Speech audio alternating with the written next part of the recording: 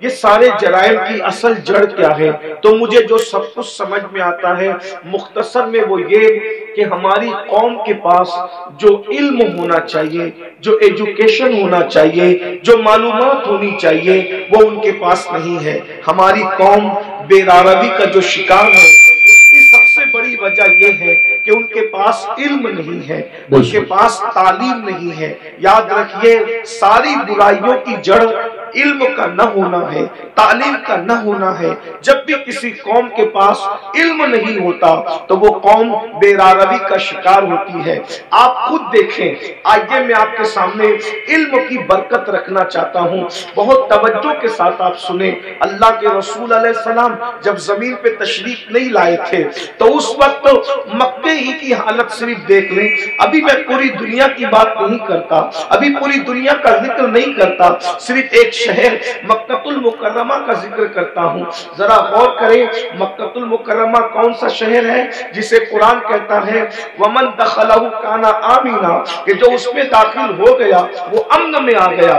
امن والے شہر کو کتنی گنڈا گردی کا سامنا تھا، اللہ اکبر۔ جو شہر امن والا تھا، جو شہر حرم ہے، جہاں کی گھاس اکھاڑنے کی اجازت نہیں، جہاں کے جانوروں کو ستانے کی اجازت نہیں، جہاں جانور سائے میں بیٹھ جائے تو اس کو اٹھانے کی اجازت نہیں، جہاں جانور کو دھمکانے کی اجازت نہیں، جہاں جانوروں کے جنگلی جانوروں کے انڈوں کو توڑنے کی اجازت نہیں، اللہ اکبر، جہاں اللہ اکبر اہل احرام پر حرم میں شکار کرنے کی اجازت نہیں، ایسے حرم کے اندر لوگ اپنی بیٹیوں کو اپنے ہاتھ سے زندہ دفن کر رہے تھے۔ حدود حرم کے اندر بالکل حرم کے سامنے ایک تو حرم وہ ہے، ایک تو حرم وہ ہے جس کو اللہ و رسول نے حرم کے طور پر حدود مقرر کی ہے، لیکن ایک تو مسجد حرام ہے، یعنی حرم میں بھی جو بہت اعلیٰ درجہ رکھے اسے مسجد حرام کہتے ہیں۔ بالکل مسجد حرام کے سامنے اپنی بیٹیوں کو اپنے ہاتھوں سے زندہ دفن کر رہے تھے۔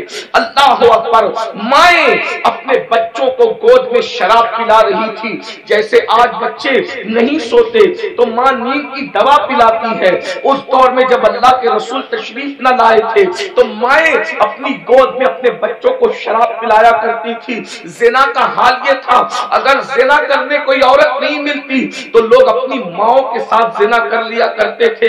اتنی گندگی تھی کہ ایک ایک عورت کئی کئی مردوں کے ساتھ اپنا رشتہ اور تعلق رکھا کرتی تھی۔ اللہ اکبر، ذرا غور کریں اس گندے ماحول میں جبکہ جانوروں کے ساتھ بدکاری ہو رہی ہے، ماں کے ساتھ بدکاری ہو رہی ہے، ماں کی گود میں شراب پلائی جا رہی ہے، اللہ کے گھر پہ 360 بت رکھ دیے گئے ہیں، ننگے ہو کر کعبے کا طواف کرتے ہیں، عورتوں کو منحوس سمجھتے ہیں، بیواؤں کو منحوس سمجھتے ہیں، بیواؤں کے ساتھ بدسلوکی کرتے ہیں، کمزوروں پہ ظلم کرتے ہیں، کمزوروں کا مال کھا جاتے ہیں۔ جب اللہ کے رسول تشریف لائے، اللہ کے رسول علیہ السلام نے اتنا گندا ماحول دیکھا تو ماحول دیکھنے کے بعد حضور علیہ السلام نے ان کے سامنے نماز کی بات نہیں کی۔ ذرا میں توجہ چاہتا ہوں آپ سب کی، اہل منبر کی بھی توجہ چاہتا ہوں، ذرا غور کریں ماحول کتنا بگڑا ہوا تھا۔ حضور علیہ السلام نے پہلے دن نماز کی بات نہیں کی، پہلے دن روزے کی بات نہیں کی، پہلے دن حج کی بات نہیں کی، پہلے دن زکات کی بات نہیں کی، پہلے دن صدقے کی بات نہیں کی۔ اتنے گندے ماحول میں اللہ کے رسول جو سب سے پہلا حکم لے کر کے آئے وہ کیا تھا؟ اتنے گندے ماحول میں سب سے پہلا جو حکم لائے وہ کیا تھا؟ تو قرآن کہتا ہے اقرا بسم ربک الذی خلق خلق الانسان من علق۔ اللہ اکبر، اندازہ فرمائے اس گندے ماحول کے اندر حضور سب سے پہلے علم کی بات لے کر آئے، پڑھو لکھو پڑھو لکھو، کیونکہ حضور جانتے تھے جس دن ان کو پڑھنا لکھنا آ گیا اس دن ان کی زندگی بدل جائے گی۔ اور اللہ کے رسول علیہ السلام اللہ کی کتاب لے کر کے آئے، اللہ کے رسول ہمارے نبی کتاب لے کر آئے، ہمارے نبی صاحب کتاب نبی ہے، صاحب کتاب پیغمبر ہے، صاحب کتاب رسول ہے۔ اور کون سی کتاب لائے؟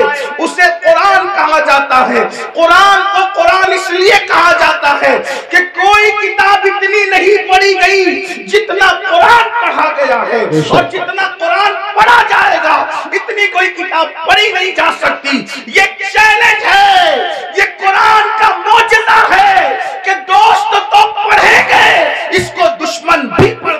बनाएंगे। ये कुरान है, हुजूर कुरान ले करके आए। अब बताओ हुजूर ने किस कौम को पढ़ाया? नमाज का उन्वान अपनी जगह, इनकार नहीं। रोजे का उन्वान अपनी जगह, इनकार नहीं। हज का उन्वान अपनी जगह, इनकार नहीं। ज़कात का उन्वान अपनी जगह, इनकार नहीं। हुजूर ने पहले पढ़ाया, अरब के जाहिलों को पढ़ाया, अरब के बोरिया नशीनों को पढ़ाया, अरब के बकरियों के ले जाने वाले जंगलों में बद्दुओं को पढ़ाया। और जब पढ़ाया तो इनकलाब क्या आया? देखो इल्म का इनकलाब कितनी जल्दी आता है। याद रखना, हर इनकलाब को आने में टाइम लगता है। इल्म का इनकलाब कितनी जल्दी आता है। जो अपनी बच्चियों को जिंदा दफन कर रहे थे, 23 साल भी नहीं गुजरे, अपनी बेटियों को जिंदा दफन करने वाले दूसरों की बेटियों को पालने की तैयारी कर रहे थे। इसलिए कि हुजूर ने उनको इल्म का ज़ेवर अता किया था। अल्लाह अकबर। माँ की गोद के शराबी, माँ की गोद के शराबी जो माओ की गोद में शराब पीने के आदी बने थे, एक ऐलान पर वो सब के सब शराब से तौबा करते। यहाँ तो जलसों में करोड़ों तकरीरें हो जाए, मुकर्रिर तकरीर करते करते मर जाए, मुकर्रिर जो उसकी आवाज बैठ जाए, मुकर्रिर काली दाढ़ी से उसकी दाढ़ी तकरीर करते करते सफेद हो जाए, मुकर्रिर की हालत बदल जाए, कौम की हालत नहीं बदलती। क्यों? वहां एक ही ऐलान में पूरी कौम ने शराब से तौबा की। बस इतना कहा था, ऐ लोगों, आज से शराब हराम हो गई, आज से शराब हराम हो गई। जिनके मुंह में थी उन्होंने उगल दी, मुंह से उगल दी। जिनके हाथ में थी उन्होंने उड़ेल दी, जिनके मटकों में थी उन्होंने नालियों में बहा दी। मदीने की गलियों में शराब बह रही थी। एक ऐलान, वजह हुजूर ने उस कौम को पहले एजुकेट किया था, इल्म अता किया था। उन्हें पता था अगर हराम करेंगे तो नुकसान क्या होगा। आज हमारी कौम को नहीं पता है, हलाल और हराम में कोई तमीज नहीं, क्योंकि उनके पास इल्म नहीं है। आज हमारी कौम को गुस्ल और वुजू नहीं पता है, उनके पास इल्म नहीं है। अगर वो शादी में डीजे लगा रहे, नाच रहे, तो उनको पता नहीं है कि इसका नुकसान क्या है। वो ये समझते अल्लाह नाराज होगा तो सजा देगा, लेकिन अल्लाह की सजा क्या होगी, उसकी शक्लें क्या होगी, ये उन्हें कुछ पता नहीं। जिस दिन उन्हें पता चल जाए कि खुदा के अजाब की शक्लें क्या होती है, एक जलसे में तो नहीं बताया जा सकता, लेकिन थोड़े से वक्त में मैं इशारा करना चाहता हूँ। जिस दिन पता चल जाए ना मेरे भाई कि खुदा के अजाब की शक्लें क्या होती है, तो बंदा कदम उठाने से भी पहले सोचेगा कि मैं ये कदम उठाऊं कि नहीं उठाऊं। आज हमारी कौम को बस इतना पता है, कलेमा पढ़ लिया हम मुसलमान हो गए, गोश्त अंडा मछली खाओ और हम मुसलमान हैं, जुमा 2 रकात पढ़ने चले जाओ हम मुसलमान हैं, ईद मिलादुन नबी आए तो जुलूस में शिरकत करो हम मुसलमान हैं, मुहर्रम आए तो मुहर्रम की महफिलें सजा लो हम मुसलमान हैं, इसी तरीके से 11वीं आए तो गौस पाक की न्याज कर लो हम मुसलमान हैं, छठी आए तो अजमेर शरीफ वाले सरकार का जिक्र कर लो हम मुसलमान हैं, सफर का महीना है तो सारी कौम मिल करके बरेली शरीफ के करीब रहते हैं उससे आला हजरत में शरीक हो जाए हम मुसलमान हैं। लेकिन पता ही नहीं है, तकाजा नहीं है कि इस्लाम क्या कह रहा है, हमसे क्या कह रहा है, अल्लाह नाराज होगा तो क्या करेगा, किस तरीके की का अजाब देगा, उसके अजाब की शक्लें क्या होगी। कुरान कहता है इन्ना अज़ाब रब्बिका लवाक़ि मा लहू मिन दाफ़े, बेशक तेरे रब का अजाब वाक़ई होकर रहेगा। और जब अल्लाह तुझे अजाब देने का फैसला कर ले तो उस वक्त अल्लाह के अजाब से तुझे कोई रोक नहीं सकेगा। इन्ना बत्श रब्बिका लशदीद, तेरे रब की पकड़ बड़ी सख्त है। लोग समझते हैं अल्लाह करीम है, मौलाना हमें माफ कर देगा, बेशक अल्लाह करीम है, अल्लाह रहीम है, अल्लाह सत्तार है, अल्लाह गफ्फार है। लेकिन क्या आपको ये खबर है जिनकी शक्लें कुरान कहता है कि सूअर की तरह हो गई, जिनकी शक्लें कुरान कहता है कि बंदर की तरह हो गई, उनके बारे में आपने कुरान पढ़ा? यही तो है कि कुरान नहीं पढ़ा, सबकी किताब पढ़ी, रब की किताब नहीं पढ़ी, कहानी किससे पढ़े, कहों की किताब पढ़ी, सीरियल देखे, हंसने हंसाने के सीरियल देखे, रोने रुलाने के सीरियल देखे, अल्लाह की किताब नहीं पढ़ी। अल्लाह की किताब उठा के पढ़ो तो उस गज्जूर خدا کی غیرت پتہ چلے گی۔ تم کیا سمجھتے ہو گناہ کرنے والوں، خدا کے غضب کو چیلنج کرنے والوں، کیا سمجھتے ہو جن کی شکلیں قرآن کہہ رہا ہے کہ ہم نے سور اور بندر کی طرح کر دی تھی، وہ کون لوگ تھے؟ وہ پٹھان کے بچے تھے، وہ مغل کے بچے تھے، وہ شیخوں کے بچے تھے۔ کس کے بچے تھے؟ تو یہ پتا ہے کس کے بچے تھے؟ وہ مغل نہیں تھے، وہ پٹھان نہیں تھے، وہ شیخوں کے بچے نہیں تھے۔ جن کی صورتیں اللہ نے سور اور بندروں کی طرح کی وہ انبیاء کی اولاد میں سے تھے۔ اللہ قرآن اٹھا باضابطہ ان کا نسب پہلے بیان کیا، وہ بنی اسرائیل تھے۔ اور بنی اسرائیل کون ہے؟ اسرائیل حضرت یعقوب کا لقب ہے، اور بنی اسرائیل مطلب اولاد یعقوب، اولاد یعقوب، اللہ اکبر۔ اور اولاد یعقوب کا مطلب کیا؟ یہ بنی اسرائیل اور یعقوب علیہ السلام کا سلسلہ نسب کیا؟ یعقوب علیہ السلام کے ابا حضرت اسحاق علیہ السلام، اسحاق علیہ السلام کے ابا جان حضرت سیدنا ابراہیم علیہ السلام، یہ ہے ان کا سلسلہ نسب۔ لیکن اللہ، اب میں آپ سب کی توجہ چاہتا ہوں، اپنے بھائیوں کی بھی اور بہنوں کی بھی۔ میرے بھائیوں، جب نبی کی پیغمبروں کی اولاد گناہ کرے تو اللہ دنیا کے اندر ان کی شکل سور اور بندر کی طرح کر دے تو ہمارا کیا حال ہوگا، ہمارا کیا انجام ہوگا؟ آپ سوچتے ہیں لیکن اس دنیا میں تو کسی کی شکل سور اور بندر کی طرح نہیں ہوتی۔ میں نے کہا الحمدللہ بالکل نہیں ہوتی۔ اس کی وجہ یہ ہے کہ ان کو جو پیغمبر ملے تھے وہ اور تھے، اور ہمیں جو نبی ملا ہے وہ اور ہے۔ ہمارا نبی نبی الانبیاء ہے، ہمارے آقا سید الانبیاء ہے، ہمارے آقا محبوب خدا ہے۔ لیکن یاد رکھنا، اس کا یہ مطلب نہیں کہ محبوب کی خاطر اگر دنیا میں شکلیں نہیں بگڑ رہی ہے تو قبر میں بھی نہیں بگڑے گی، ایسا نہیں ہے۔ قبر میں شکلیں بگڑے گی۔ اللہ کے رسول علیہ السلام نے فرمایا، ہم نے شب معراج، آقا فرماتے ہم نے شب معراج جب جہنم کا مشاہدہ کیا تو ہم نے دیکھا کہ کچھ لوگوں کی شکل کتے کی طرح ہے، کچھ لوگوں کی شکل خنزیر کی طرح ہے، کچھ لوگوں کی شکل بندر کی طرح ہے۔ حضور فرماتے ہم نے شب معراج دیکھا، اللہ اکبر، اللہ سے ڈرتے کیوں نہیں، اللہ سے خوف کرتے کیوں نہیں؟ آئیے میں آپ کو بتاؤں، اللہ اکبر، آقا کریم رؤوف الرحیم صلی اللہ علیہ وآلہ وسلم ارشاد فرماتے ہیں کہ معراج کی شب ہم نے ایک منظر دیکھا۔ آقا فرماتے جنت کی سیر کی آقا نے اور جہنم کا مشاہدہ کیا۔ دیکھو یہ باتیں ہمیں نہیں پتا ہے، جس دن پتا چل جائے گی اس دن ہمیں احساس ہوگا، اور ہمیں یقین ہے ہماری قوم کو جب کوئی بات پتا چلتی ہے تو وہ اس پر عمل کرتے ہیں، کیونکہ اس پر قرآن کی نص موجود ہے، وَذَكِّرْ فَإِنَّ الذِّكْرَىٰ تَنفَعُ الْمُؤْمِنِينَ، کہ مومنوں کو نصیحت کرو کہ نصیحت مومنوں کو فائدہ دیتی ہے۔ یہ اتنے نوجوان داڑھی کیوں رکھ رہے ہیں؟ یہ کسی نہ کسی خطیب کی گفتگو کا اثر ہے۔ بہت سارے جوان نماز کیوں پڑھ رہے ہیں؟ ہم اللہ اکبر، بہت سارے علاقوں میں ہم لوگ گئے نہیں، بہت سارے لوگ دوسرے خطبہ نہیں گئے، لیکن کسی نے کہا ہمارے امام صاحب نے نماز پہ تقریر کی، ہم نمازی بن گئے، داڑھی پہ تقریر کی، ہم داڑھی رکھیں، تو پتا چلا یہ جلسے بالکل بھی لایانی نہیں ہے، غیر ضروری نہیں ہے۔ مومنین کو نصیحت فائدہ دیتی ہے، بس ناصح کی نیت صحیح ہونی چاہیے، اور سننے والوں کو بھی صحیح طور پر سننے کا شوق ہونا چاہیے۔ اب آئیے ذرا تھوڑا سا دل کے کانوں سے سن لے۔ آپ نے گزشتہ مہینے کے اخیر میں معراج مصطفیٰ تو سنا ہوگا، لیکن معراج کا ایک حصہ ذرا ہم سے بھی سن لے۔ اللہ اکبر، آقا کریم صلی اللہ علیہ وآلہ وسلم ارشاد فرماتے ہیں کہ معراج کی شب ہم نے کیا دیکھا؟ اللہ اکبر، جب جہنم کا مشاہدہ کیا۔ مشاہدے اور سیر میں فرق ہے، جنت کی سیر کی ہے، جہنم کا مشاہدہ کیا ہے۔ اللہ اکبر، تو فرماتے ہیں خون کا دریا تھا، پیپ کا دریا تھا، اور اس میں بندہ تیر رہا تھا۔ خون اور پیپ کے کھولتے ہوئے دریا کے اندر کوئی تیر رہا ہو، تھوڑا توجہ کیجئے گا میرے پیارے آقا علیہ الصلوۃ والتسلیم کے پیارے دیوانوں، ذرا غور کیجئے گا۔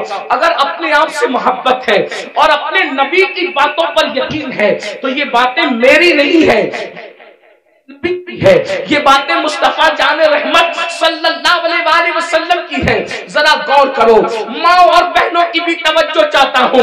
याद रखना, किसी की भी बात में शक करोगे तो कोई नुकसान नहीं होगा, लेकिन अपने नबी की बात में शक करोगे तो ईमान भी हाथ से जा सकता है। ये तुम्हारे और मेरे नबी ने फरमाया। शबे मेराज जहन्नम का मुशाहिदा हो रहा है, खून का दरिया है, पीप का दरिया है, और वो खोलता खोलता खून है, खोलता खोलता पीप है। उसमें एक बंदा डुबकियां ले रहा है, एक बंदा तैर रहा है।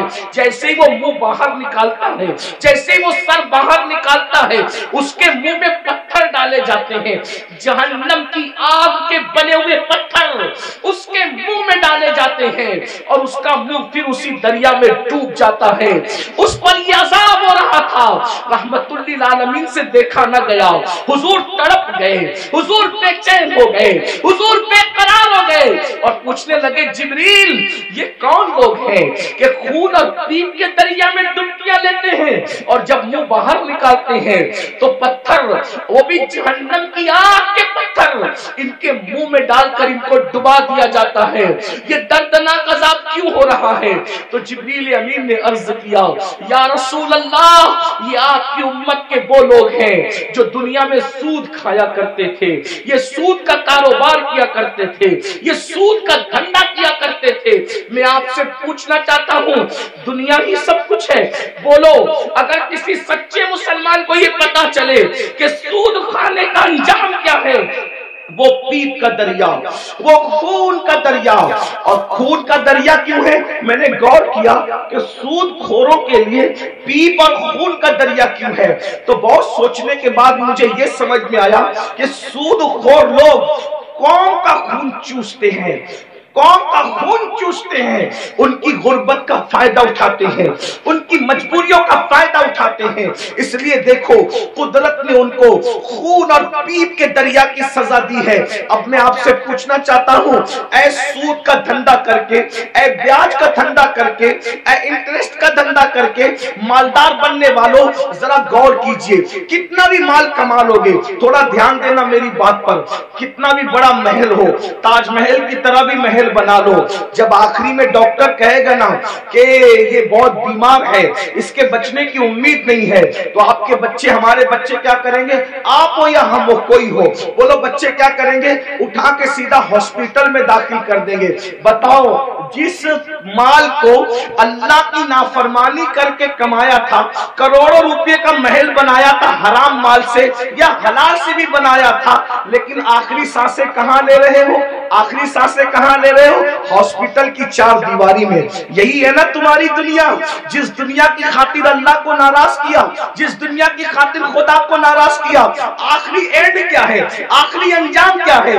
दुनिया के 80% लोग हॉस्पिटल में आखिरी सांस लेते हैं और अक्सर लोग तो आईसीयू में आखिरी सांस लेते हैं। हाय हाय, कुदरत का इम्तिहान तो देखो, कुदरत की सजा तो देखो। याद रखना, बहुत कम वो खुश नसीब है जो अल्लाह अकबर सजदों में जाते हैं, खुदा के हरम में जाते हैं, तिलावत करते करते जाते हैं। 80% लोग दवाखानों की चार दीवारियों में आखिरी सांस लेते हैं। अल्लाह अकबर। मैं उस पर कोई फतवा नहीं लगा रहा हूँ, मैं मुफ्ती भी नहीं हूँ, लेकिन इतना जरूर कहूंगा, जरा गौर तो करो, करोड़ों की बिल्डिंग पड़ी हुई है और आप किराए के दवाखाने के अंदर आखिरी सांस ले रहे हो। पलंग है, हाँ हाँ, कपड़ों पे गुरूर करके खुदा को भूलने वालों, ये खुदा का इम्तिहान देखो, अल्लाह की आजमाइश देखो, खुदा का इम्तिहान देखो। इन्ना अज़ाब रब्बिका लवाक़ि। अरे फिरौन जिस इम्तिहान से गुजरा, उस इम्तिहान से तुम भी गुजारे जाओगे। खुदा के गज़ब को चैलेंज करने वालों अपने कपड़ों पे इतराते थे, पहनाने वाले खुदा पे नाज नहीं था, कपड़ों पे घमंड था ना, कपड़ों पे गुरूर था ना। क्या होता है? 50,000 का मेरा ड्रेस है, 25,000 के अच्छे कपड़े पहनो, इस्लाम मना नहीं करता, लेकिन आखिरी में क्या है? सारे अच्छे कपड़े उतार के घर रख दिए गए और हॉस्पिटल के कपड़े तुम्हें पहनाए गए। ये मरने से पहले खुदा का इम्तिहान है। किस दुनिया से मुंह लगा रहे हो? किस दुनिया से दिल लगा रहे हो? किस दुनिया के चक्कर में अल्लाह को भूले हो? किस दुनिया के चक्कर में शरीयत को पीठ के पीछे डाले हो? किस दुनिया के चक्कर में दीन को पीठ के पीछे डाले हो? मुसलमानों, अगर तुम्हें ये इल्म हो जाए कि दुनिया की औकात क्या है, کبھی دنیا کو منہ نہ لگاؤ، دنیا سے دل نہ لگاؤ۔ اللہ کے رسول علیہ السلام نے ایک مرتبہ دریا کے اندر اپنی انگلی ڈبوئی اور دریا میں انگلی ڈبو کر کے باہر نکالا، اور باہر نکال کر کے فرمایا یہ میری انگلی میں جتنا پانی آیا وہ دنیا ہے، اور یہ جو سارا پانی ہے وہ آخرت ہے۔ اب بتائیں قطرے کو لے کر کے سمندر کو چھوڑنے والے نادانوں، دراصل علم نہیں ہے۔ اگر ہمیں علم ہوتا تو پتہ چلتا وَالْآخِرَةُ خَيْرٌ وَأَبْقَىٰ، آخرت بہتر بھی ہے، آخرت باقی رہنے والی بھی ہے، دنیا باقی رہنے والی ہے ہی نہیں۔ اور دنیا تو کہتے اسے ہیں جو ادنا کی بھی تصویر ہے، جو ادنا سے بھی گری ہوئی کو دنیا کہتے ہیں۔ ادنا کا مطلب سمجھتے ہیں نا؟ ادنا کا مطلب چھوٹا، اور دنیا اور اس سے بھی گری ہوئی، جس کا نام ہی دنیا ہو حقیر۔ لیکن یہ پتا ہم سمجھتے دنیا کوئی بڑی چیز ہے، ارے نادان دنیا کہتے ہی حقیر کو ہے، ایسی حقیر کہ اس سے زیادہ کوئی حقیر نہ ہو، جیسے بہترین، افضل درجات بڑھتے ہیں نا، جب تفضیل کے ساتھ بات ہوتی ہے تو پھر درجات بڑھتے ہیں، ایسے جب تصغیر کے ساتھ بات ہوتی ہے تو پھر درجات گھٹتے ہیں نا۔ تو دنیا تصغیر ہے، کیا یہ اتنی حقیر ہے کہ اس سے بڑھ کر کوئی حقیر نہیں، لیکن ہمارے پاس یہ بھی علم نہیں ہے، دنیا بھی کہتے ہیں اور اس پر قربان بھی ہوتے ہیں، پتہ ہی نہیں ہے کہ حقیر پہ قربان نہیں ہوا جاتا۔ ارے جب فقیر پہ قربان نہیں ہوتے تو حقیر پہ کیسے قربان ہوتے ہیں؟ اگر قربان ہونا ہے تو اس پر قربان ہو جاؤ جس نے دنیا بھی پیدا کیا، آخرت بھی پیدا کیا۔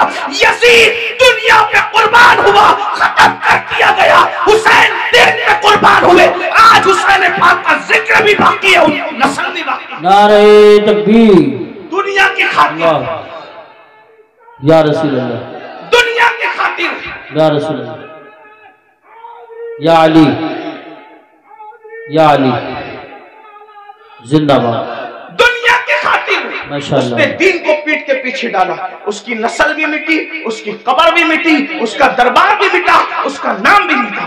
یہ تو ہم حسینیوں کا احسان ہے کہ بطور مذمت اس کا نام لے لیتے ہیں تو کہیں کہیں وہ یاد آ جاتا ہے۔ اگر ہم بطور مذمت جیسے شیطان کا نام آتا ہے اعوذ باللہ من الشیطان الرجیم کے طور پہ، اللہ اکبر، اگر اس طریقے سے اس لعنتی کا نام نہ لے تو کبھی لوگ اس کو یاد بھی نہ کریں۔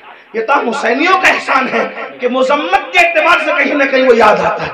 یہ ہے دنیا، اب اسی دنیا میں غرق ہو رہے ہو، اسی دنیا میں ڈوب رہے ہو۔ تو آقا ارشاد فرماتے ہیں ہم اور آگے بڑھے، توجہ فرمائے، آپ توجہ تو بہت اچھی کر رہے ہیں ماشاءاللہ، لیکن مزید غور کریں۔ آقا فرماتے ہیں ہم اور آگے بڑھے تو ہم نے کیا دیکھا، کچھ مرد اور عورتیں ہیں جن کی چمڑیاں آگ کی کینچی سے کاٹی جا رہی ہے۔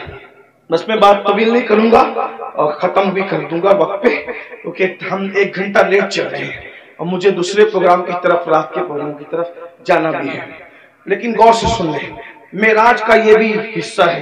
فرمایا کیونکہ معراج میں حضور اللہ فرماتا ہے لِنُرِيَهُ مِنْ آیَاتِنَا، ہم نے ان کو اس لیے سیر کرائی مسجد حرام سے مسجد اقصی تک تاکہ ہم ان کو اپنی نشانیاں دکھائیں۔ یہ نبی کا دیکھنا ہے، نبی کا دیکھنا ہے۔ جہنم میں لوگ بعد میں جائیں گے، نبی پہلے دیکھ رہے ہیں۔ جہنم میں لوگ بعد میں جائیں گے، نبی پاک پہلے دیکھ رہے ہیں۔ توجہ کریں، یہ نبی کا دیکھنا ہے، یہ نبی کے دیکھنے کی شان ہے۔ پھر بھی کچھ لوگ کہتے ہیں کہ نبی کو غیب کی خبر نہیں۔ میں نے کہا نادان، اگر یہ غیب نہیں ہے تو پھر غیب کسے کہتے ہیں؟ حضور دیکھ رہے ہیں، جہنم میں جانے سے پہلے جہنمیوں کو اللہ دکھا رہا ہے۔ فرماتے ہیں ہم نے دیکھا کہ جہنم کے اندر کچھ لوگوں کی چمڑیاں آگ کی کینچی سے کاٹی جا رہی، آگ کی کینچی سے، اور وہ چیخ پکار رہے ہیں اور ان کی چیخ سنی نہیں جاتی۔ کیسے سنی جا سکتی تھی؟ رحمت للعالمین ہے۔ حضور فرماتے ہیں جہنم کی آگ کی کینچیوں سے چمڑیاں کٹ رہی تھی۔ اس پہ ذرا دھیان دیں، دنیا کی آگ نہیں اور دنیا کی کینچیاں بھی نہیں، جہنم کی آگ، جہنم کی کینچی اور چمڑیاں کٹ رہی، وہ چلا رہے ہیں۔ میں نے پوچھا جبریل یہ کون لوگ ہیں؟ اس میں مرد اور عورتیں ایک ساتھ تھے، وہ ننگے تھے، مرد اور ایک ساتھ ننگے تھے، ان کی چمڑیاں کٹ رہی تھی آگ کی کیچی سے اور چلا رہے تھے. پوچھا جبریل یہ کون ہے؟ جبریل امین نے کہا یا رسول اللہ صلی اللہ علیہ وآلہ وسلم یہ آپ کی امت کے وہ لڑکے اور لڑکیاں ہیں، وہ مرد اور عورتیں ہیں جو سج دھج کر گھروں سے اس لیے نکلتے تھے. لڑکے اس لیے سج کے نکلتے تھے کہ ان کو لڑکیاں دیکھیں، اور لڑکیاں اس لیے سج دھج کے نکلتی تھی کہ ان کو لڑکے دیکھیں، اور ایک دوسرے کے فتنے میں بدکاری میں مبتلا ہو جائیں تو یہ ان کو آگ کی کینچی سے آج کاٹا جا رہا ہے. دیکھیے سجنا سنورنا برا نہیں ہے، لیکن اس لیے سچ کے نکلنا کہ لوگ میری طرف گناہ کے حوالے سے مائل ہوں بدکاری، ورنہ سج کے نکلنا تو میرے نبی کی سنت ہے. ام المومنین سیدہ عائشہ صدیقہ فرماتی ہیں کہ جب حضور گھر سے نکلتے تھے اگر آئینہ میسر نہیں ہوتا تو حضور پانی میں اپنی شکل انور دیکھا کرتے تھے. تو میں کہتی تھی حضور آپ بھی؟ تو آقا فرماتے ہیں عائشہ اللہ حسن والا ہے اور وہ حسن کو پسند کرتا ہے. اگر کوئی بندہ گھر سے سج سنور کر زینت کے ساتھ نکلتا ہے تو جس کے پاس جاتا ہے اس کی بھی اور جو جاتا ہے اس کی بھی اللہ دونوں کی مغفرت فرما دیتا ہے. ہمارے یہاں تو نماز کے لیے بھی سج سنور کر مسجد جانے کا حکم ہے، لیکن افسوس اس بات پر ہے سجنے پر اسلام اعتراض نہیں کرتا، سنورنے پر اسلام اعتراض نہیں کرتا، زینت کرنے پر اسلام اعتراض نہیں کرتا. اسلام یہ کہتا ہے کہ اچھی نیت کے ساتھ زینت کرو. یہ نیت سے زینت کرنا، عطر لگانا، خوشبو لگانا اور اپنی شکلوں کو سنوارنا کہ معاذ اللہ مرد اس طرح سے کرے کہ عورتیں ان کی طرف متوجہ ہو اور بدکاری میں مبتلا ہو، اور عورتیں اس لیے سجے سورے کہ مرد ان کی طرف متوجہ ہو کر بدکاری کے اندر مبتلا ہو جائے. میرے آقا صلی اللہ علیہ وآلہ وسلم کی کنیزوں سے ایک بات کہنا چاہتا ہوں، سنورنا عورتوں کو ضرور ہے لیکن باہر نکلنے کے لیے نہیں بلکہ اپنے شوہر کے لیے. یہاں تک فرمایا گیا جو عورت اپنے شوہر کا دل خوش کرنے کے لیے بنتی اور سنورتی ہے اللہ تبارک و تعالی ایسی عورت کو نفل نماز پڑھنے سے زیادہ ثواب عطا فرماتا ہے. لیکن یہاں بازار میں جانے کے لیے نہیں سنورنا، ولیمے میں جانے کے لیے نہیں سنورنا، باہر نکلنے کے لیے نہیں سنورنا. عورت کو اگر سنورنا ہے تو شوہر کے لیے سنورنا ہے. اور ایک بات بھی اپنی بہنوں سے کہہ دوں، اللہ کے رسول علیہ السلام نے تو یہاں تک فرمایا جو عورت عطر اور خوشبو لگا کر اپنے گھر سے نکلتی ہے کہ وہ خوشبو مردوں کو اپنی طرف مائل کرتی ہے، ایسی عورتیں قیامت کے دن زانیہ عورتوں کی حیثیت سے اٹھائی جائے گی. اللہ اکبر. زناکار عورتوں کی حیثیت سے اٹھائی جائے گی. عورتوں کو باہر نکلتے وقت تو خوشبو بھی نہیں لگانا چاہیے اور برقع بھی ان کو ایسا پہننا چاہیے کہ اتنا ڈھیلا ڈھالا برقع ہو کہ ماں اللہ اکبر کہ پہننے والی عورت جو ہے وہ اس کا جسم چھوٹا ہے یا بڑا ہے، اس کا جسم دبلا ہے یا موٹا ہے، اس بارے میں کسی کو اندازہ نہ ہو. اتنے ڈھیلے اور اتنے بھدے کپڑے پہننے چاہیے. برقعے کے حوالے سے لباس اچھا پہنو لیکن برقعے کا کپڑا بھدا ہو، برقعے کا کپڑا چمکیلا نہ ہو، برقعے پہ ڈیزائن نہ ہو. امام غزالی رحمت اللہ علیہ نے آج سے 900 سال پہلے فتویٰ دیا تھا کہ ڈیزائن والا برقع پہننا جائز نہیں ہے. 900 سال پہلے عورتوں کو ڈیزائن والا برقع پہننے سے منع کر دیا گیا. اور آج تو برقعے کے ڈیزائن تو دیکھو کہ معاذ اللہ جو نہیں دیکھنے والا وہ بھی دیکھنے لگے. یہ کیفیت ہے، یہ حالات ہیں. اس لیے میں اپنی بہنوں سے کہوں گا دیکھو یہ دنیا ہے بہنوں، یہ دنیا ہے. ایک جملے کے لیے اپنی آخرت برباد مت کرو. یہی ایک جملہ نا کہ سہیلیوں میں بن سنور کے جاؤں گی تو سہیلیاں کہے گی تو کتنی اچھی لگ رہی ہے. بس ایک جملہ، اس ایک جملے پہ اپنی آخرت خراب کر رہی ہوں. اس ایک جملے کو سننے کے لیے اپنی آخرت برباد کر رہی ہوں. میری بہنوں کون کیا کہے گا؟ سہیلیاں اتنا کہے گی، رشتہ دار کی عورتیں اتنا کہے گی تو کتنی اچھی لگ رہی ہے، اور بڑھ کر ایک لمبی گالی بھی دے دے گی کہ تو بالکل ہیروئن کی طرح لگ رہی ہے. میں سمجھتا ہوں کہ ہم کو کوئی ہیرو یا ہیروئن کہے اس سے بڑی کوئی گالی مجھے نہیں لگتی. کیوں؟ اس لیے کہ ہیرو ہیروئن کون ہے؟ یہ وہ لوگ ہیں जो स्क्रीन के सामने आके जिना करते हैं, ये नाचते हैं, तो कोई हमको नचनिया, भाई अगर कोई कहे कि तू मौलाना लग रहा है, तो मौलाना का मतलब क्या? इल्म वाला। मौलाना का मतलब क्या? शरीफ। मौलाना का मतलब क्या? नमाजी। मौलाना का मतलब क्या? मुत्तकी, परहेजगार। अब अगर कोई कहे कि तू तो हीरो लग रहा है, तू हीरोइन लग रही, तो आप मुझे बताएं कि वो लोग क्या क्या करते हैं। मैं किसी से नफरत नहीं करने की बात कर रहा हूँ, मैं कोई नफरत की बीज नहीं बोलने आया हूँ, लेकिन एक बात कहता हूँ, स्क्रीन पर आकर के जिना करते हैं कि नहीं करते? फाहिशा औरतों से भी ज्यादा गंदे ये लोग हैं कि फाहिशा औरतें तो छुप करके घरों में जिना करवाती हैं, लेकिन ये तो स्क्रीन पर आकर के जिना करते हैं, कैमरे के सामने आकर जिना करते हैं, बदकारियां करते हैं, और तुम खुश होते हो कि मुझे तो ये कहा जा रहा है, फिल्मी अदाकारा से तशबीह दी जा रही, मैं कितनी अच्छी लग रही हूँ, मेरी बहन ये गाली। और सुन लो, एक ऐसा गंदा जुमला सुनने के लिए तुम अपने नबी को नाराज कर रहे हो, तुम अपने खुदा को नाराज कर रहे हो। अल्लाह अकबर। इसलिए मेरी गुजारिश है, ये दुनिया हमेशा नहीं रहने वाली, ये दुनिया ने हमेशा नहीं रहना, दुनिया ने खत्म होना है, बल्कि दुनिया जब खत्म होगी हमारी जिंदगी तो दुनिया खत्म होने से पहले ही खत्म हो जाएगी। और बुजुर्गों ने फरमाया, कयामत जब आएगी जरूर आएगी, लेकिन उसकी कयामत तो उसी दिन आ गई। कब आ गई उसकी कयामत? जिस दिन हमारी रूह का रिश्ता हमारे जिस्म से टूट गया, जिस दिन हमारा इंतकाल हो गया, उसी दिन हमारी कयामत आ गई। अब हम आखिरत की तैयारी नहीं कर सकते। मैं अपनी बहनों से पूछना चाहता हूँ और आपसे भी कहना चाहता हूँ, कभी तसव्वुर किया, अपनी कब्र का तसव्वुर किया? एक दिन हम कब्र में जाएंगे, जरूर जाएंगे, कब्र के अंदर दाखिल होंगे, जरूर दाखिल होंगे। सोचो तो सही, वहां का अंधेरा सोचो, जाना तो है, उसका कोई इनकार कर सकता है? नहीं कर सकता। जाना तो है, कब्र में अंधेरा है, करवट बदलने के लिए भी जगह नहीं है, वहां कीड़े हैं, वहां मकोड़े हैं, वहां सांप है, वहां बिच्छू है, कोई बचाने वाला नहीं, कोई मदद करने वाला नहीं, कोई मददगार नहीं। जरा मेरे भाइयों गौर करो, मेरी बहनों गौर करो, वो वक्त कैसा होगा? थोड़ी देर के लिए, एक लम्हे के लिए तसव्वुर करो, वो वक्त कैसा होगा जब इन गोरे गोरे खूबसूरत नरम नाजुक गालों को कब्र के कीड़े खा रहे होंगे, कब्र के कीड़े जब इनको खा रहे होंगे, उस वक्त कैफियत क्या होगी? हाँ, ये आंखें जिस पर गुरूर और तकब्बुर और घमंड करते हो, इन आंखों को कब्र के कीड़े पी चुके होंगे, इसके आंसू पी चुके होंगे, इसके दीदे पी चुके होंगे। और अल्लाह अकबर, ये जिस्म, ये नर्म और नाजुक जिस्म जिस पे बड़ा घमंड है इंसान को, इसकी चमड़ी, इसका गोश्त, हड्डियां सब कब्र के कीड़े चट कर जाएंगे। उस वक्त हमारा क्या बनेगा? इसलिए मेरे भाइयों, मेरी बहनों, अल्लाह से डरो, इन सब चीजों की मालूमात हासिल करो कि अल्लाह का अजाब क्या है, अल्लाह के अजाब की शक्लें क्या है। और आज मैं तो ये कहता हूँ, कब्र में जो अजाब होगा वो तो होगा, कब्र में जो सजा मिलेगी वो तो मिलेगी, जहन्नम में जो मिलेगी वो तो मिलेगी, लेकिन दुनिया में सजा अल्लाह दे रहा है।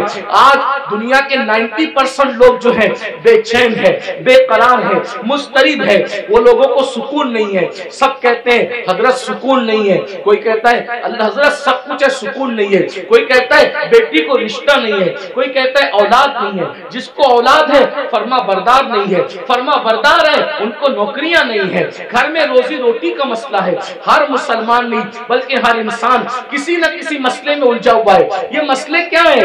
ये मसले नहीं है, ये मसले जो है अल्लाह के अजाब की एक शक्ल है।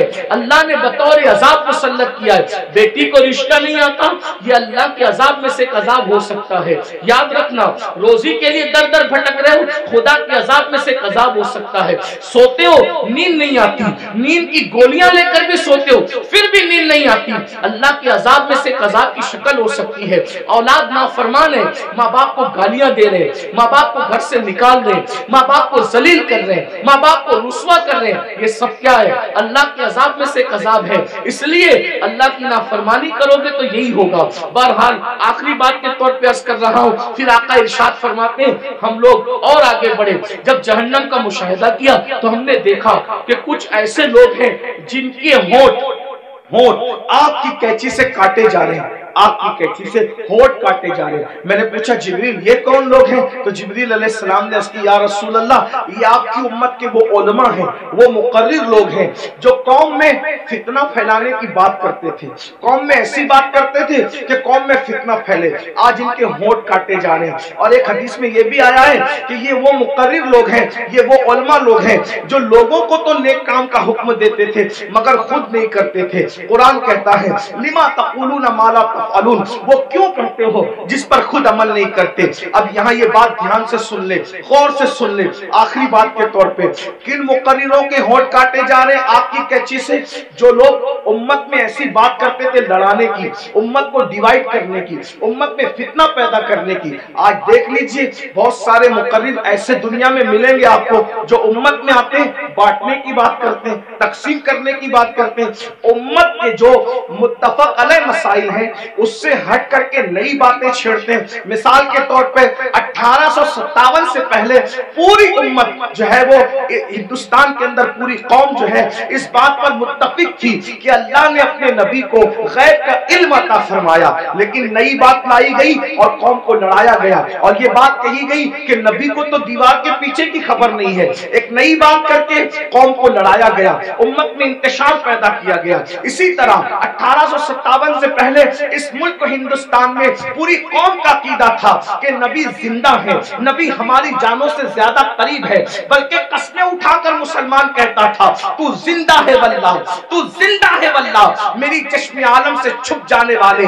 लेकिन ये बदतरीन उलमा, वो अल्लाह अकबर बिदती उलमा, वो बदतरीन खल्क है, अल्लाह अकबर, वो बदतरीन खुतबा जिन्होंने ये बात फैलाई कि माज़अल्लाह नबी मरकर मिट्टी में मिल गए, कौम को लड़ाया कि नहीं लड़ाया। इसी तरीके से आज भी कुछ लोग ये काम कर रहे हैं कि अल्लाह अकबर सहाबा और अहलुल बैत के अकीदे पर, यानी सहाबा की मोहब्बत और अहलुल बैत की मोहब्बत पर पूरी दुनिया के लोग कायम है, पूरी दुनिया के मोमिनीन कायम है। लेकिन एक तबका मुकर्रिरों का ऐसा है कि वो अल्लाह अकबर अहलुल बैत की मोहब्बत के नाम पर सहाबा को तान करता है और कौम को लड़ाता है। और कुछ लोग ऐसे हैं जो सहाबा की मोहब्बत के नाम पे अहलुल बैत को तान करते हैं और उम्मत को लड़ाते हैं। याद रखना, आज कौम के साथ जो खिलवाड़ करना हो कर लो, लेकिन आखिर मौत है, मौत, मरना सबको है, अवाम को भी और खुतबा को भी। इसलिए खुदा के लिए आपसे भी कहता हूं ऐसे लोगों का अलैकार न बनो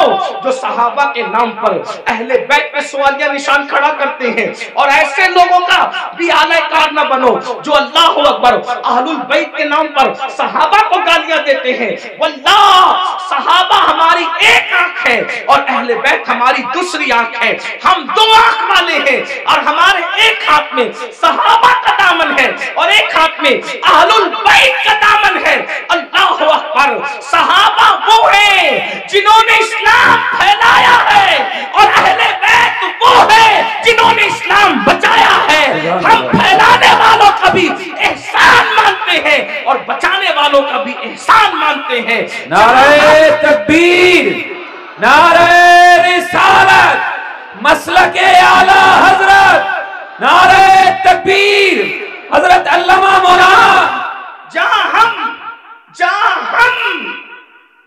करबला की जंग को भूल नहीं सकते कि वो इस्लाम बचाने की जंग थी, वही हम बद्र और उहुद को भी भूल नहीं सकते कि वो इस्लाम फैलाने की जंग थी। जहां हम करबला के फाका कशों को नहीं भूल सकते, वही हम बद्र उहुद के फाका कशों को भी फरामोश नहीं कर सकते। करबला वालों को रसूलुल्लाह ने अपने कंधों पे उठाया है, तो बद्र, उहुद और खंदक और खैबर वालों के लिए कुरान कहता है वल आदियाति दबहन फल मोरियाति कदहा। ऐ महबूब, जो तेरे पीछे घोड़े दौड़ाते हैं और उनके घोड़ों की टापों से जो धूल निकलती है, हम उन घोड़ों की टापों से निकलने वाले धूल की भी कसम उठाते हैं। जिनके घोड़ों के पैरों से लगने वाली धूल इतनी कीमती है कि अल्लाह उसकी भी कसम कुरान में उठाता है। कुरान तो पढ़ो ना, कुरान तो पढ़ो। सहाबा को क्या समझोगे? अरे सहाबा का घोड़ा इतना कीमती है कि उसके पैर से जो मिट्टी लगती है और उससे जो دھول اڑتی ہے، اللہ اس دھول کی قسم کی بھی اور اس دھول کی بھی قسم اٹھا کر کے بتاتا ہے جس کے گھوڑوں کی ٹاپ سے لگنے والی دھول ہمارے نزدیک کتنی قیمتی ہے تو صحابہ کا گھوڑا کتنا قیمتی ہوگا، اور جب وہ صحابی کا گھوڑا قیمتی ہے تو اس پہ بیٹھنے والا صحابی کتنا قیمتی ہے۔ ذرا غور کیجئے، اس لیے ایمان بچانا ہے تو اعتدال کے مسلک پہ نہیں ہے، اور یہ فکر اعتدال 14ویں صدی میں جن علماء نے دی ہے اس کے سردار کو امام اہل سنت کہتے ہیں، اور وہ اہل سنت کا امام کہتا ہے اہل سنت کا ہے بیڑا پار، اصحاب حضور نجم ہے اور ناؤ ہے، اطرت رسول اللہ کی۔ تو وہ خطبہ جو فتنہ پھیلاتے ہیں وہ یہ بھی کہتے ہیں بھئی مزار پہ کیوں جاتے ہو، مزار پہ جانا تو شرک ہے، نہ جاؤ مزار پہ، فتنہ پھیلا۔ ہم کہتے ہیں آپ ذرا ہوش سے بات کریں، کیا مزار پہ جانا شرک کیسے ہو سکتا؟ رسول اللہ نے مزار پہ جانے کا حکم دیا، اور تو کیا معاذ اللہ حضور مزار پہ جانے کا جو حکم دے کر کیا شرک کا حکم دے رہے معاذ اللہ؟ کیا حضور علیہ السلام نے یہ نہیں فرمایا؟ آقا فرماتے ہیں کہ میں نے تم کو پہلے قبروں پہ جانے سے منع کیا تھا، اب تم قبروں پہ جایا کرو، کیونکہ قبروں پہ جاؤ گے تو تمہیں تمہاری آخرت یاد آئے گی۔ لوگ اس کو بھول گئے، وہ کہتے ہیں نہیں جانا چاہیے، شرک ہے۔ ایک بات آپ سے کہتا ہوں آخری میں، مزار پہ جاؤ کوئی شرک نہیں، بلکہ اللہ کے رسول نے تو 6 سال کی عمر میں جو پہلا سفر کیا تو اپنے والد کے مزار پہ بھی تشریف لے گئے، اور بخاری مسلم آپ اٹھا کر کے دیکھیں، سیاستہ اٹھا کے دیکھیں کہ حضور علیہ السلام شہدائے احد کے مزارات پہ خود تشریف لے جاتے تھے، شہدائے احد کے مزارات پر اللہ کے رسول خود تشریف لے جاتے تھے، سید الشہداء امیر حمزہ کے مزار پر سیدہ فاطمہ الزہرا خود تشریف لے جاتی تھی۔ غور فرمائیں، آپ غور کیجئے، مزار پہ جانا شرک نہیں ہے، لیکن ایک بات آپ سے سنیوں سے کہنا ہے، میرے بھائیوں سے، مزار پہ ضرور جاؤ لیکن سنت کے مطابق جاؤ۔ آج ہماری سنی قوم اپنے مسلک کو خود بدنام کرتے ہیں، وہاں جا کر کچھ لوگ علم نہ ہونے کی وجہ سے سجدہ کرتے ہیں۔ ہمارے مذہب میں، اسلام میں سجدہ کرنا اللہ کے سوا کسی کو جائز نہیں۔ آپ غلطی کرتے ہو، دیکھو اگر کوئی مسلمان شراب پیتا ہے تو کیا اس کا الزام اسلام پر آئے گا؟ بولو بھائی بتائیے، صحیح کہہ رہا ہوں غلط کہہ رہا ہوں؟ کیسے اگر مسلمان شراب پیے تو کیا اس کا الزام اسلام پر آئے گا؟ بولے نہیں آئے گا، کیونکہ اسلام نے شراب حرام کیا ہے۔ اب کوئی شراب پی رہا ہے تو یہ اس کی اپنی نادانی ہے، اسلام کا اس میں کوئی قصور نہیں ہے۔ تو اگر معاذ اللہ کوئی جاہل ان پڑھ قبر پہ جا کے سجدہ کر رہا ہے تو اہل سنت اس کی تائید کبھی نہیں کرتے۔ ہمارے امام سیدی اعلیٰ حضرت نے تو پوری کتاب لکھی، الزبدۃ الزکیہ، سجدے تعظیمی کی حرمت پر آپ نے پوری کتاب لکھی۔ تو غیر اللہ کو سجدہ تعظیمی حرام ہے، اور معاذ اللہ اگر عبادت کی نیت سے کرے تو شرک ہے۔ یہ ہم اہل سنت کا مسلک ہے۔ سجدہ کرنے کے بارے میں ہم سنیوں کو لوگ بدنام کرتے ہیں، جھوٹ بولتے ہیں، تجاول عارفانہ سے کام لیتے ہیں کہ ہم تائید کرتے ہیں۔ ہمارے کسی سنی ذمہ دار عالم نے کبھی قبر پر سجدہ کرنے کی اجازت نہیں دی، اس کی تائید نہیں کی۔ بھائی اگر ہم قبروں کو سجدہ کرتے تو پھر ہم مسجدیں کیوں بناتے؟ ہم اتنی محنت کر کے چندے کر کے مسجدیں کیوں بناتے؟ بھائی جو قبروں کو سجدہ کرے گا اس کی مسجد کیسے ہوگی؟ ہماری مسجدیں ہیں، اور آج بھی اتنی گنڈا گردی لوگوں نے کی ہمارے ساتھ، آج بھی پورے ملک ہندوستان میں نہیں بلکہ پوری دنیا میں سب سے زیادہ اگر کسی کی مسجدیں ہیں تو وہ صرف اور صرف ہم اہل سنت و جماعت کی مسجد۔ اتنی مسجدوں پہ قبضہ کیا، ناجائز قبضہ کیا، چھینا، پھر بھی سب سے زیادہ مسجدیں ہماری ہیں۔ الحمدللہ دلی کی جامع مسجد کے بانی سے لے کر مراد آباد کی جامع مسجد کے بانی تک تاریخ اٹھا کر کے دیکھ لو، سب کے سب آپ کو اہل سنت ملیں گے، کوئی اہل بدعت آپ کو نہیں ملے گا، الحمدللہ رب العالمین۔ لیکن یہ بات سنیوں میں تم سے کہتا ہوں، قبروں پہ جا کے سجدہ مت کرو، اپنا اسلام بدنام ہوتا ہے، اپنا مسلک۔ اور ایک بات کہتا ہوں، جس چیز سے اللہ رسول نے روک دیا اس میں کبھی کوئی فائدہ ہی نہیں ہے۔ جب ہم اپنے نبی کو سجدہ نہیں کر سکتے ہم کسی ولی کو سجدہ کیسے کر سکتے ہیں؟ ہم کسی پیر کو سجدہ، آپ کو میری بات بری لگے گی تو معاف کرنا، لیکن یہ میں آپ کی آخرت کے لیے کہہ رہا ہوں۔ آپ سوچیں گے نہیں ہمیں تو فلاں نے بتایا۔ ایک بات میں آپ سے کہہ دوں، آپ آپ کس کے مرید ہیں؟ آپ کہیں گے میں قادری سلسلے میں مرید ہوں، کوئی آپ کہیں گے میں چشتی سلسلے میں مرید ہوں، کوئی کہے گا میں نقشبندی سلسلے میں مرید ہوں، کوئی کہے گا میں سہروردی سلسلے میں مرید ہوں، کوئی کہے گا میں مداری سلسلے میں مرید ہوں، کوئی کہے گا میں واسی سلسلے میں مرید ہوں، کوئی کچھ سب سلسلے جو حق ہے، جتنے بھی سلسلے حق ہیں سب سلسلے ہمارے سر اور آنکھوں پر ہیں۔ لیکن یہ علماء کی موجودگی میں ایک بات میں آپ سے کہوں ذمہ داری کے ساتھ، یاد رکھیے کسی بھی سلسلے سے مرید ہونا اس وقت تک کام نہیں آئے گا جب تک کہ تم پہلے شریعت کے مرید نہ بنو۔ بے شک پہلے شریعت کے مرید بنو پھر قادری ہونا کام آئے گا۔ پہلے شریعت کے مرید بنو پھر چشتی ہونا کام آئے گا۔ پہلے شریعت کے مرید بنو پھر نقشبندی ہونا کام آئے گا۔ پہلے شریعت کے مرید بنو پھر سہروردی ہونا کام آئے گا۔ اگر شریعت کے مرید نہیں بنے تو نہ غوث پاک بنا دیں گے، نہ غریب نواز بنا دیں گے، نہ شاعر نقشبند بنا دیں گے، نہ شاعر سہرورد بنا دیں گے، لٹکتے رہ جاؤ گے، برباد ہو جاؤ گے، کیونکہ یہ سارے بزرگوں نے شریعت کے لیے ہی اتنی بڑی بڑی قربانیاں دی۔ اگر غوث پاک گیلان چھوڑ کر بغداد آئے تو صرف تحفظ شریعت کے لیے آئے۔ یہ غریب نواز اپنا وطن چھوڑ کر، بلکہ مدینہ منورہ کے مدرس تھے غریب نواز، 3 سال مسجد نبوی میں حدیث کا درس دیا۔ اگر یہ سب کچھ چھوڑ کر کے ہندوستان آئے شریعت کے تحفظ کے لیے، اسلام کی خاطر آئے، ورنہ اور کیا لالچ تھی ان کو؟ کیا کوئی تخت پہ بیٹھنا تھا، کوئی تاج حاصل کرنا تھا، کسی کی کٹیا پہ حملہ کرنا تھا، کسی کی زمین پہ قبضہ؟ کچھ بھی نہیں، ایک ہی مقصد تھا، بھٹکے ہوئے آہو کو پھر سوئے حرم لے جائے۔ دین کے لیے آئے تھے، اس لیے اللہ کو اپنی مرضی سے راضی مت کرو، اللہ کو اللہ کے بنائے ہوئے قانون سے راضی کرو۔ اللہ کو اللہ کی مرضی سے راضی کرو۔ تو یہ قبروں پہ سجدہ کرنا حرام ہے اگر سجدہ تعظیمی ہے تو، اور اگر سجدہ عبادت ہے تب تو مشرک ہو گئے، ایمان ہی نہ رہا۔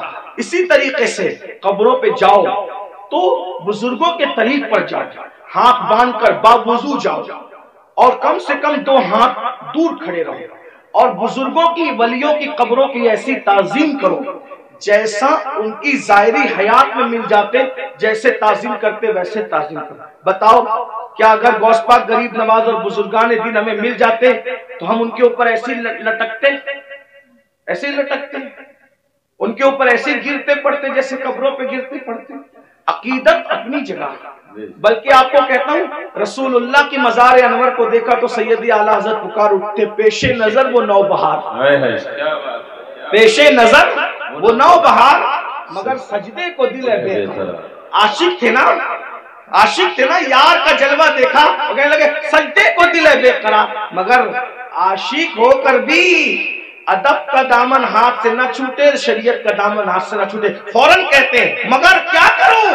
روکیے، سر کو روکیے، ہاں یہی امتحان کیا بات ہے، یہ امتحان ہے ہمارا۔ اس لیے اب ایک بات کہہ دوں، کڑوی لگے تو معاف کرنا، جن کو سجدہ کرنا حرام ہے وہاں جا کے سجدے کرتے ہو، اور جس کو سجدہ کرنے کا حکم ہے اس کو سجدہ نہیں کرتے۔ دیکھ لیں ہماری قوم کا حال دیکھیں، جو 700 مرتبہ پورے قرآن میں کہے کہ مجھے سجدہ کرو اس کو سجدہ نہیں کر رہے، اور جس کو سجدہ کرنا حرام ہے وہاں جا کے سجدہ۔ نادانی دیکھو، علم نہیں ہے نا، یہ جہالت، ان پڑھ پڑھ، یہ علم نہ ہونا ساری گندگی کی جڑ ہے۔ اس لیے علم حاصل کرو، اپنے بچوں کو بھی علم کے قریب لاؤ، اتنا علم اپنے بچوں کو دے دو۔ میں نوجوانوں سے کہتا ہوں جتنا علم حاصل کرنا علم دین ہر مسلمان پہ فرض ہے، اتنا علم سیکھیے، اتنا علم سیکھیے، آپ پہ فرض ہے جتنا نماز کا، روزے کا، حج کا، زکوٰۃ کا، نکاح کا، طلاق کا، یہ سب علم سیکھیے، اور ساتھ ہی ساتھ دنیاوی ایجوکیشن طے کیجئے کہ کم سے کم ہمارا ہر بچہ بچی گریجویٹ ہونا چاہیے، اس سے کم ہمیں نہیں پڑھانا ہے، چاہے اس کے لیے ہمیں نوکری کرنا پڑے، 8 گھنٹے کی بجائے 12 گھنٹے محنت کرنا پڑے، علم کی طرف پیش رفت کرو۔ اور یہ صرف جلسوں کی حد تک نہیں، عہد کر کے اٹھو کہ مجھے، ہمارے ماہرہ کے مشائخ نے اعلان کیا آدھی روٹی کھائیں گے، بچوں کو پڑھائیں گے، اگر آدھی روٹی کھانا پڑے تو کھاؤ، اپنے بچوں کو پڑھاؤ، اگر عید کے کپڑے نہیں بنتے تو نہ بنے، لیکن بچوں کی فیس ہمیں ضرور بھرنا ہے، اچھے سے اچھے اسکول میں ان کا داخلہ کرانا ہے، اچھے سے اچھے اسکول میں ان کو جو ایڈمیشن ان کا کروانا ہے اور ان کو اعلیٰ تعلیم دلانا ہے۔ اگر ہندوستان کا مسلمان صرف 1 دہائی 10 سال ایجوکیشن پہ محنت کر لے، 10 سال، ملک کے حالات بدلیں۔ ایک شخص کہہ رہا تھا کہ ہم اپنی قوم کے ہاتھ میں تلوار دیں گے، میں نے کہا تم جو چاہے کرو، ہم تمہیں کچھ نہیں کہتے، لیکن ہم اپنی قوم کے ہاتھ میں تلوار نہیں دیں گے۔ ہم مسلمان اپنی قوم کے ہاتھ میں تلوار نہیں دیں گے، ہم اپنی قوم کے ہاتھ میں قلم دیں گے، قلم۔ جس کو تلوار دینا ہے وہ دے، تم جانو، تمہارا کام جانو، لیکن مسلمانوں سے ہم ہر جلسے میں اپیل کرتے ہیں کہ ہم اپنے بچوں کے ہاتھ میں تلوار کیا، ہم تو گلیل بھی دینا نہیں چاہتے آج کی تاریخ میں، ہم قلم دینا چاہتے ہیں۔ یاد رکھنا، تلواریں اٹھتی ہے تو گردنیں کٹتی ہے، اور جب قلم اٹھتا ہے تو غربت کٹتی ہے، جب قلم اٹھتا ہے کمزوریاں کٹتی ہے، قلم اٹھتا ہے دشمن زیر ہوتے ہیں، قلم اٹھتا ہے انقلاب آتا ہے۔ میرے نبی قلم اور کتاب لے کر کے آئے تھے، اس لیے کوئی بچہ ان پڑھ نہ رہنے پائے۔ جو کچھ ہوا، اور جو بچے 10ویں 12ویں پڑھ کے ڈراپ آؤٹ ہو گئے، ہٹ گئے، ان سے میں کہتا ہوں آج گھر بیٹھ کر کے بہت سارے کورسز کیے جا سکتے ہیں، اس لیے موبائل میں گیم کھیل کر وقت ضائع کرنے کی بجائے، ادھر ادھر بیٹھ کر اس کے اوٹے پر اس کے نکڑ پہ بیٹھ کر وقت ضائع کرنے کی بجائے، بچیوں سے بھی کہتا ہوں اگر 10ویں 12ویں پڑھ کر کے چھوڑ دیا ہے تو بہت سارے ایسے آج کورسز ہیں کہ گھر پہ بیٹھے بیٹھے آپ تعلیم حاصل کر سکتے ہو۔ لاک ڈاؤن کے اندر میں بھی جو ہے وہ 11ویں پڑھ کے میں نے چھوڑ دیا، میرے 11ویں پڑھ کے چھوڑنے کا واقعہ بھی ایک عجیب سا ہے۔ اصل میں سنی دعوت اسلامی کے ماحول میں تھا، میں 11ویں میں جب جونیئر کالج میں میرا ایڈمیشن ہوا، ماں باپ کی تمنا تھی کہ اس کو ٹیچر بنائیں گے، تو خاص طور پہ امی کی تمنا تھی اس کو ٹیچر بنائیں۔ میں جیسے جونیئر کالج میں نے قدم رکھا تو دیکھا کہ لڑکے اور لڑکیاں ساتھ پڑھتے ہیں اور بے پردہ ہیں، اور 11ویں پہنچنے کے بعد سب بالغ ہو گئے۔ تو اتنا شعور نہیں تھا مجھے، لیکن اتنا تو تھا کہ لڑکیوں کے ساتھ نہیں بیٹھا جا سکتا بے پردہ۔ تو میں نے ٹیچر سے کہا، کلاس ٹیچر سے، عبدالعزیز سر ہمارے تھے، میں نے کہا کہ لڑکیوں کے ساتھ تو بیٹھنا ناجائز ہے۔ وہ ہنسنے لگے، بولے حیرت ہے اس دور میں ایسی بات کوئی کرتا ہے، تو پاگل تو نہیں ہوا؟ میں نے 1 مہینے تک کے یہ بات کرتا رہا، آخر ہمارے پرنسپل نے کہا ایسی بات نہیں۔ میں نے کہا یا تو ڈیوائیڈ کر دیں یا تو پھر ہم چلیں، اور میں نے جو ہے وہ پھر اس کے بعد چھوڑ دیا۔ میرے سر میرے گھر تک آئے، اتفاق سے وہ میرے ابا کے بھی کلاس ٹیچر رہ چکے تھے، میرے بھی ایک ہی اسکول میں، ہمارے ابا نہیں پڑھا ہم نے بھی پڑھا۔ تو وہاں پر وہ آئے، کہا کہ ابا، وہ کہا کہ تیرے بیٹے کو سمجھا کہ یہ پاگل تو نہیں ہوا ہے؟ میں نے کہا کچھ بھی ہو میں نے نہیں پڑھنا، شریعت نے منع کیا، حالانکہ آپ ایسا نہیں کرنا، علماء سے آپ پوچھنا، علماء آپ کو بتائیں گے حالات کے تحت معاملات ہوتے ہیں، لیکن اس وقت ماحول ایسا تھا ہمارا سنی دعوت اسلامی کا ماحول، تقوی کا، پرہیزگاری کا۔ اب تو ہم متقی نہیں ہیں، وہ پرہیزگاریاں ہی نہیں ہیں، لیکن بہرحال تو وہ ماحول تھا تو ہم نہیں گئے پھر۔ لیکن میرے عزیز ساتھی، میرے بڑے بھائی کی طرح، وہ بھی ایک اسکول کے پرنسپل اور ہماری سنی دعوت اسلامی کے رکن شورا ہیں، قاری رضوان خان صاحب، اس نے کہا کہ پڑھ لے بھائی ورنہ ایسے ہی رہ جائے گا۔ میں نے کہا اگر میں اچھی نیت سے اللہ کی شریعت کے لیے چھوڑ رہا ہوں تو اللہ اس کا صلہ مجھے دے گا، اور اللہ نے مجھے صلہ یہ دیا کہ آج میں ایک English medium school and junior college کا چیئرمین ہوں الحمدللہ، اور تقریباً 50 ٹیچرز جو ہے وہ اس وقت کم و بیش الحمدللہ جو ہے وہ ہمارے اندر میں کام کرتے ہیں۔ یہ کرم ہے، مجھے یہ یقین ہے شریعت کا دامن جس نے پکڑا ہے تو اللہ نے اس کو کبھی ذلیل نہیں ہونے دیا، رسوا نہیں۔ لیکن بہرحال پھر مجھے احساس تھا کہ میں پڑھ نہیں سکا، پھر میری پوری توجہ دینی تعلیم کی طرف ہوگی۔ ویسے میں 7th اور 8th سے میں جو ہے وہ عالم کورس کی طرف چلا گیا تھا، لیکن میں نے سوچا کہ پوری توجہ 11ویں کے بعد اسی پہ مرکوز کر دی جائے، اسی طرف میں نے توجہ رکھی۔ لیکن پھر مجھے احساس تھا کہ میں نے دنیاوی تعلیم کو بھی آگے بڑھا، تو لاک ڈاؤن کا فائدہ اٹھاتے ہوئے پھر میں نے ایم اے کے اندر ایڈمیشن لیا ابھی، ہاں الحمدللہ، ہاں، اور اس کے پہلے ایگزام میں شرکت کا پروگرام تھا اور اس کی تاریخ اور حج کی تاریخ سیم ہو گئی تو نہیں دے سکا، لیکن بہرحال میں نے اس طرف پیش رفت کی، اور انشاءاللہ تو آپ سے بھی میں کہتا ہوں، میں یہ آپ کو ہی کہہ کے جا رہا ہوں، نہیں، میں نے خود بھی اس پر عمل کیا ہے الحمدللہ، اور میں انشاءاللہ تعالیٰ اس کی کوشش کروں گا کہ 1 سال میں اس کی تکمیل کروں جو رہ گیا ہے۔ بہرحال اتنی لاک ڈاؤن میں تو فری تھے، تو جو ہونا تھا وہ جو کرنا تھا وہ کر لیا، لیکن اب دوروں کی مصروفیت نہیں، لیکن اللہ نے آپ کو وقت دیا، فرصت کا وقت دیا ہے، آپ جو پارٹ ٹائم کورسز ہے وہ کریں، بلکہ جو نوجوان دنیا نہیں پڑھے ہیں وہ گھر بیٹھے کورسز کا فائدہ اٹھا کے دنیا پڑھ لیں، اور جو جوان دنیا پڑھ چکے ہیں، ڈاکٹر ہے، انجینئر ہے، ٹیچر ہے، ان کو چاہیے کہ عالم کورسز بھی اب جو ہے یعنی کہ آن لائن پڑھائے جا رہے ہیں، تو آپ 2 گھنٹہ نکال کر کے علماء سے، ہمارے مفتی حارث صاحب جامعی اور بھی سب، میں سب کے نام نہیں جانتا، ان سے رابطہ قائم کر کے معلوم کریں کہ اچھا تعلیمی نظام آن لائن کہاں ہے، تو آپ بھی کریں۔ الحمدللہ ہمارے بہت سارے سنی دعوت اسلامی کے ایسے مبلغین جو ڈاکٹر ہیں، ٹیچر ہیں، اور انہوں نے فارمیسی کیا ہے، آن لائن انہوں نے کورسز کیے، اور وہ بہت سارے لوگ آن لائن کورسز کر کے عالم بن گئے۔ تو میری گزارش ہے، کام کرنے سے ہوتا ہے، علم پڑھنے سے آتا ہے، تھوڑی محنت کیجئے، جتنا ٹائم موبائل میں لگاتے ہو، جتنا ٹائم نکڑوں پہ لگاتے ہو، جتنا ٹائم ہوٹلوں پہ لگاتے ہو، جتنا ٹائم ادھر ادھر بیٹھ کے لگاتے ہو، اس کو تعلیم میں خرچ کیجئے، دنیاوی تعلیم بھی اور دینی تعلیم بھی، دونوں تعلیم حاصل کیجئے۔ اللہ تعالیٰ کی بارگاہ میں دعا ہے اللہ ہم سب کو عمل کی توفیق عطا فرمائے۔ گفتگو کے درمیان اگر کوئی غلطی ہو گئی ہو تو اللہ تعالیٰ اپنے حبیب صلی اللہ علیہ وآلہ وسلم کے صدقہ تو پھر معاف فرمائے۔ استغفر اللہ ربی من کل ذنب واتوب الیہ۔ یہ مدرسہ جو